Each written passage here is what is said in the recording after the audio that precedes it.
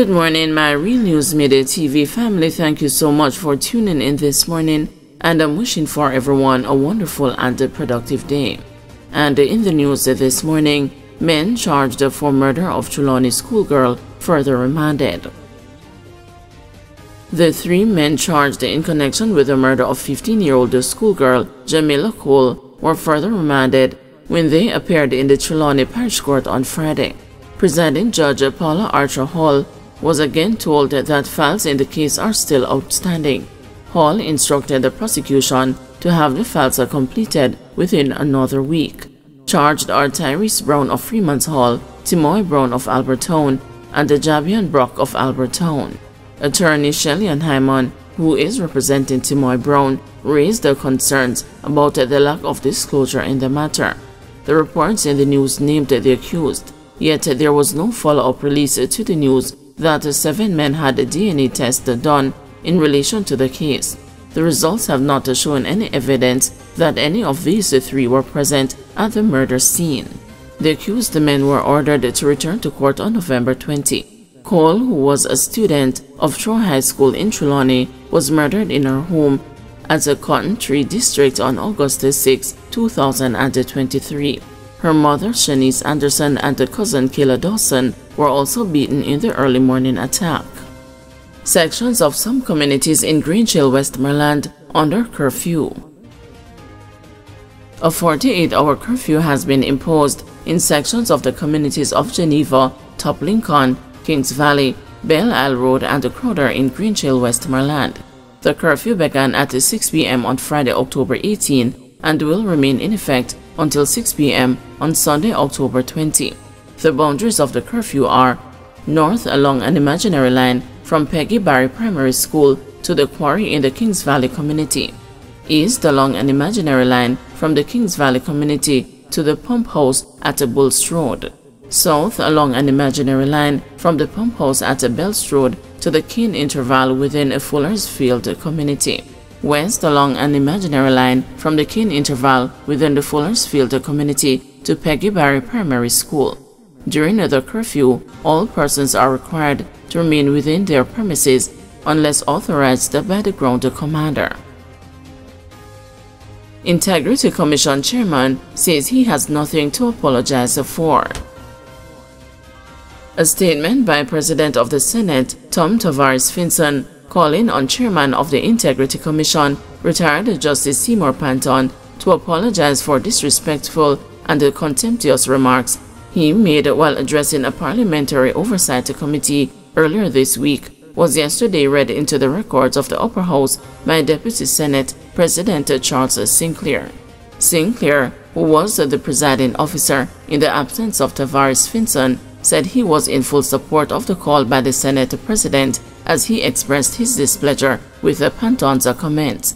However, when asked by the news yesterday if he would tender an apology to members of the legislature, Panton quipped, "They are just joking when they are asking for an apology." Continuing, the IC chairman said, "There's nothing to apologize for, so nobody should hold their breath waiting for an apology." The former president of Jamaica's Court of Appeal urged the parliamentarians to place focus on matters that needed their attention in the legislature. Tavares Finson had issued the statement earlier this week after Panton seemingly ruffled feathers when he chided some parliamentarians for their attacks on officials of the Integrity Commission. Both Tavares Finson and his deputy were apparently incensed by Panton's assertion that the quality of water that is consumed by parliamentarians in the House appears to have a particular effect on them. "I don't know if something is wrong with the water in Parliament. Why some people, the moment they get into Parliament, they say certain things and behave a certain way. I don't know if that is it. As a result, I wasn't going to take a chance of drinking water here," said Panton as he exhibited a bottle of water he carried with him during a meeting of the Integrity Commission Oversight Committee on Tuesday. Another remark that seemingly disturbed Tavares Finson and Sinclair was a signaling by Panton that he would reach out to Government Senator Dr. Sapphire Longmore, a consultant psychiatrist, for her to have words with some members of the House.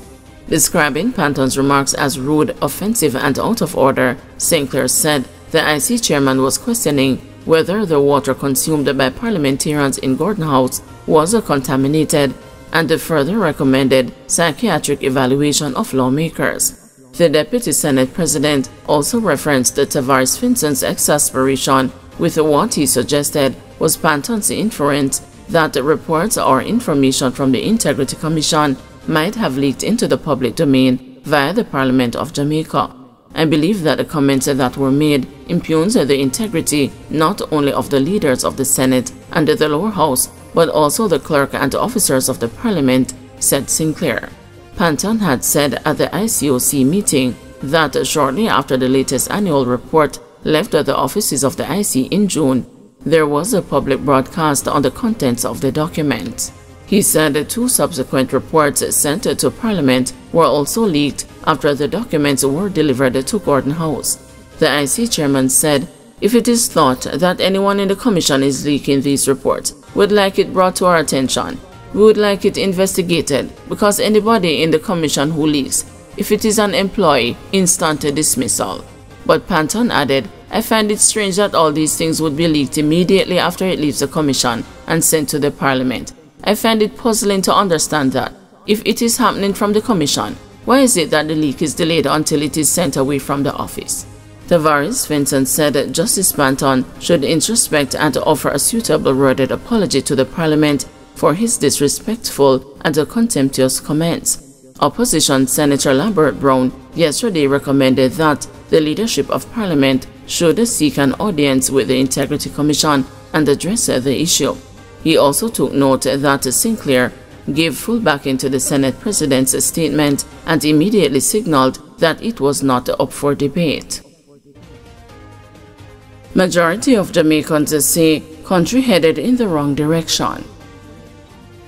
With less than a year to go before the general election is constitutionally due, nearly 60% of Jamaicans believe the country is headed in the wrong direction, citing high cost of living as a major factor behind their view. In the most recent poll conducted by Don Anderson's Market Research Services Limited, 58.1% of the respondents had a grim outlook for the country's future.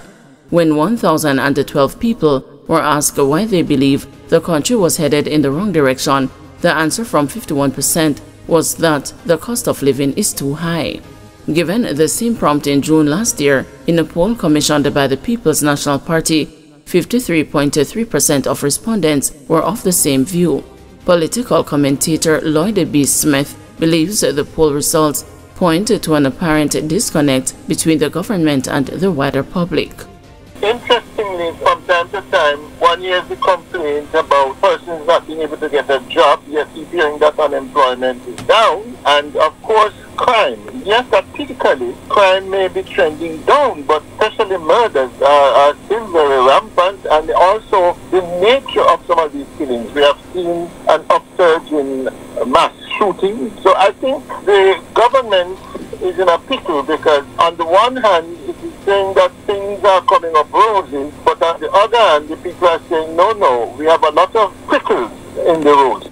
The new data further revealed that 36.6% of respondents believe there is too much corruption in high places, and despite the government spending millions to fight crime, another 36.6% of respondents lamented that the administration's failure to bring crime under control puts the country in an unfortunate position. Meanwhile, 22.6% said a government of broken promises had put the country on an unfavorable track towards development. Among the other reasons for the negative outlook were youth unemployment and the absence of basic necessities in some areas. But 21.7% of those polled had a favorable outlook, saying Jamaica is moving in the right direction. In the June 2023 poll, only 15.6% said the country was on the right track. Among the reasons listed by 49.3% of respondents in the latest poll is that the economy has improved. Another 38% said the government has managed the country's affairs well, and 28.4% said more jobs are now available.